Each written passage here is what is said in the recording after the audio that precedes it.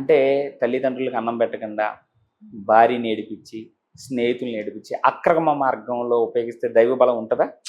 ఈ 3 బలాలు కలిస్తేనే విజయం సాధించడానికి అవకాశం ఉంటది. కాలబలం ఏమైనా అనుకరిస్తుందా? కొన్నిసార్లు కాలం కలిసి రాదు అని అంటారు గదా! కాలం గూడా కావాల్సొస్తదంటారా? మరి కాలం కూడా ఆ కాలమే దైవ బలం కదా!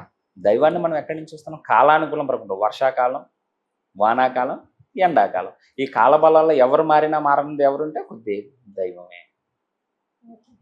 అంటే తల్లిదండ్రులకు అన్నం పెట్టకుండా, భార్యని ఏడిపిచ్చి, స్నేహితుల్ని ఏడిపిచ్చి, అక్రమ మార్గంలో ఉపయోగిస్తే దైవ బలం ఉంటదా? ఈ 3 బలాలు కలిస్తేనే విజయం సాధించడానికి అవకాశం ఉంటది. కాలబలం ఏమైనా అనుకరిస్తుందా? కొన్నిసార్లు కాలం కలిసి రాదు అని అంటారు గదా! కాలం గూడా కావాల్సొస్తదంటారా? మరి కాలం కూడా ఆ కాలమే దైవ బలం కదా! దైవాన్ని మనం ఎక్కడి నుంచి చూస్తున్నాం? కాలానుకూలం ప్రకృతి. వర్షాకాలం, వానాకాలం, ఎండాకాలం. ఈ కాల బలాల్లో ఎవరు మారినా మారనిది ఎవరుంటే ఒక దైవమే. ఓకే.